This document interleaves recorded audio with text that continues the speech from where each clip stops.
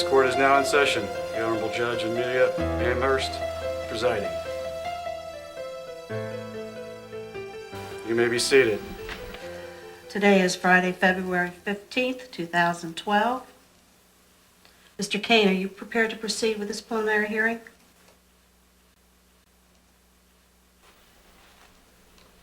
Your Honor, we will show that the defendant, Mr. Allen, was a willing part of the East Side school bus bombing, which killed 13 children, and at the same time confessed to other atrocious crimes. We will prove that Mr. Allen is a threat to society and should be tried as such. Your Honor, we will show that the so-called charges by the state have no merit or proof and are all circumstantial. Furthermore, we will prove that the defendant had no direct knowledge of any stated charges. The prosecutor would have you believe Mr. Allen acted out these crimes single-handed. I will prove that the state has no proof to these allegations and that my client, Mr. Allen, is in fact an innocent victim. Mr. Kane, you may call your first witness. At this time, Your Honor, the state would like to call Mr. Allen to the stand.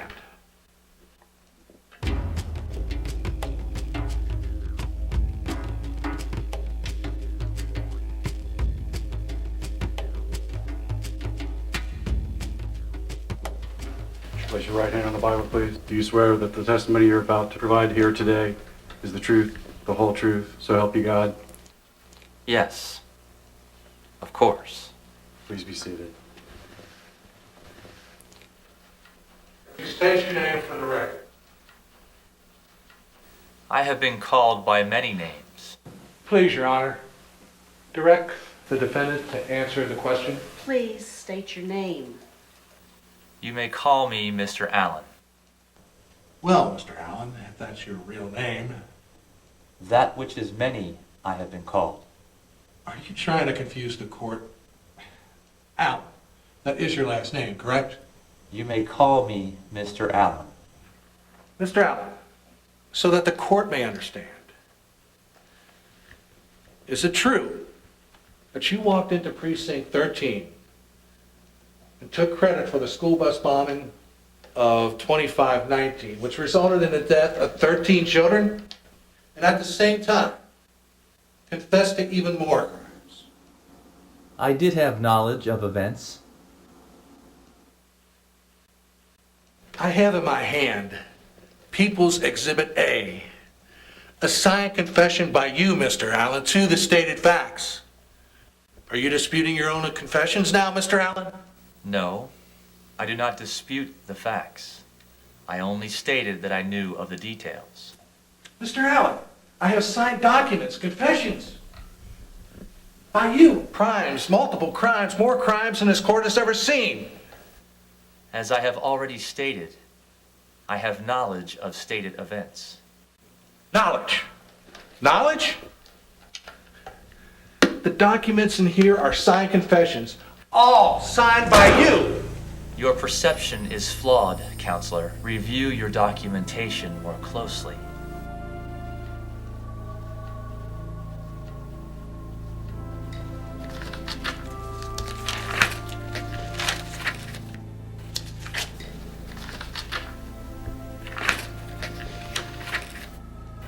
Your Honor, may we approach the bench? You may.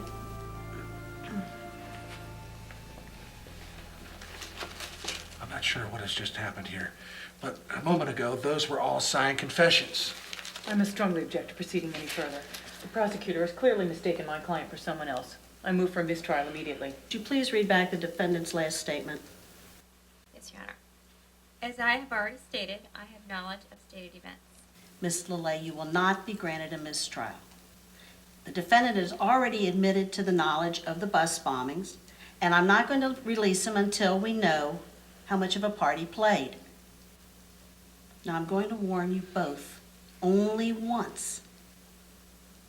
This court will not tolerate using the taxpayers' time and money uselessly. Now, do you have any other questions for the defendant at this time? Yes, Your Honor. Then proceed. Mr. Allen, by your own admission, you knew about the events in this presented document. Is it not true in history that the victor writes the story? Your Honor, would you please have the defendant answer the Mr. question? Allen, you must be precise in your answers, or you will be held in contempt and charged with obstruction. Very well. Yes. I have been linked to many wrongdoings. I object. Where are the facts and the proof? Sustained. Mr. Kane, get to the point. I'm sorry, Your Honor. I will rephrase the question. Mr. Allen, the crimes here that you have knowledge of date back many years. How is this possible? My voice was but one, heard by many. So you admit that you directly and indirectly caused events that brought death and destruction. Children, and the power they seek. My voice is one of many. You are speaking in riddles. Clarify your statement, please. The sound of my voice has led others into action, yes. Your Honor, Mr. Allen is trying to confuse the court. Are you now trying to tell us that you're not the cause of these events? You give me more power than which I have. You hold that power. Why can't you answer a simple question, Mr. Allen? Your answers are misleading at best. Are you trying to cloud the truth with lies? Is not every lie shrouded in truth? Your Honor, I protest to carrying this on any longer. The prosecutor has failed to show any evidence. This is all speculative hearsay. I have signed admissions. That's hardly hearsay, counselor. Counselors, approach the bench. I will not tolerate such unprofessional behavior in my court. Counselors, get the point across, or I will call for a mistrial.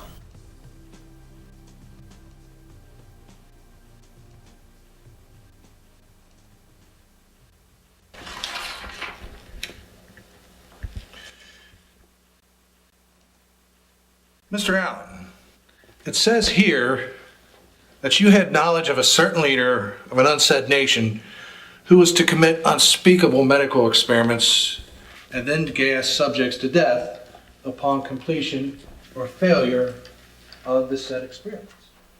I have knowledge, yes. And you acknowledge the information is fact and that you had influence over those events. I have knowledge of those facts. Then by your own admission, your influence caused events which brought the death of millions, correct? I object. We all know what crimes Mr. Allen is referring to. My client is but 33 years old. It is not humanly possible that my client, Mr. Allen, influenced those events. There was a A choice. choice of what? For those people to suffer a horrible, agonizing death? No! Your perception of events is not complete. Are you saying you have more testimony to enter? I will warn you, Mr. Allen, you are under oath, and any testimony you give, you will be held accountable. Why would I have other facts to enter? Is your own history not enough? I have no more questions at this time, Your Honor, but I wish to cross-examine later. Granted. Ms. Schaich, you may proceed. Mr. Allen, the prosecutor would have us believe there is insurmountable evidence against you for multiple crimes, yet can show no actual evidence. I did not say I had no knowledge of events. Excuse me, Mr. Allen, what are you saying? Order. I am aware of said event. Mr. Allen, we're all aware of said events. We all know the atrocities of our history. Yes, but I know why and how it was allowed. Please, Your Honor, may I have a moment with my client? I'm afraid it's a bit too late for that. Continue. I'm a bit confused. You are saying you do have knowledge of the events presented today? Admitting to the facts is admitting to guilt. Is a man guilty by knowing facts? I have always been aware. That has always been my part to play. I must speak in private with my client. You have known this, counselor, as everyone has. Excuse me, Mr. Allen. Whether you believe in us or not, we believe in you. This is the reason for my existence. Your existence? Your Honor, please, I must speak with my client in private. Your Honor, Miss LeLay has had plenty of time to confer with her client. If this is an attempt to try for a plea of insanity, then you will both be held in contempt. It was decided when you were created, and for a time you enjoyed rich gardens. But you were not but sheep, with but one desire, to serve. So I was created. Created? What do you mean created? Choice. Choice? What are you saying? How would you know the taste of an apple?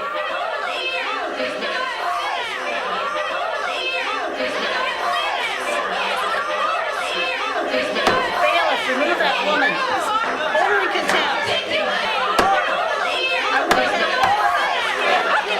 May the Lord strike you down for this!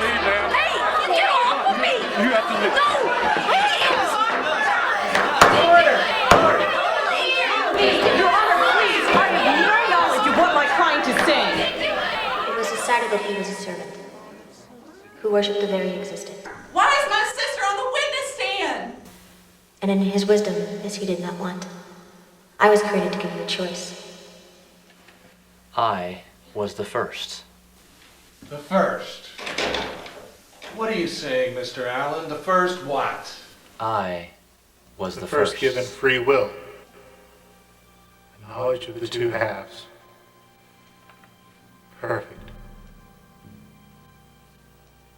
I seized the opportunity and knowledge to gain support. For this I was expelled. This was the divine plan.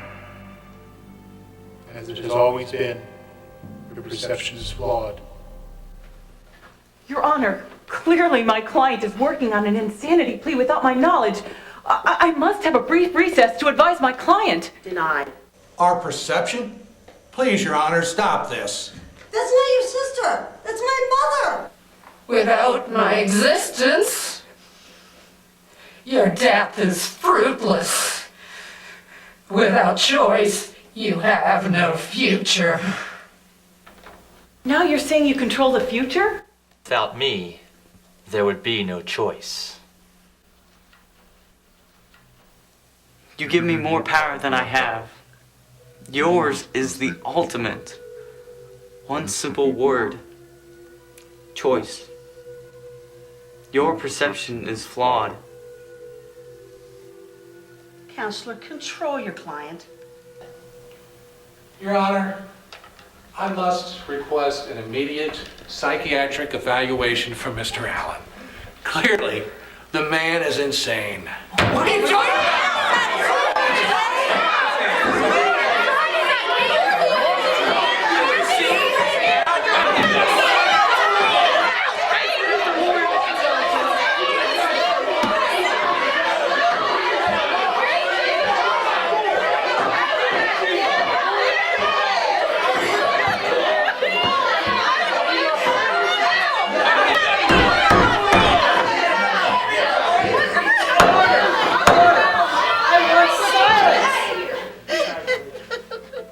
You perceive them whom hear my voice the loudest, flawed, and in need of help. In truth, they cannot deal with the choice. They are confused by the whisper. When a pregnant mother decides to abort her child, I am there, whispering. You, Mr. Prosecutor, I was there when your father made his decision, when you were but a small child. And Your Honor, you heard my voice as you sentenced those 2 innocent men to their death for being at the wrong place at the wrong time. And Miss Lillet, so easy was it to convince you of my innocence. When the struggle for life itself comes down to choice, loudly my voice is heard. My voice has always been there, whispering.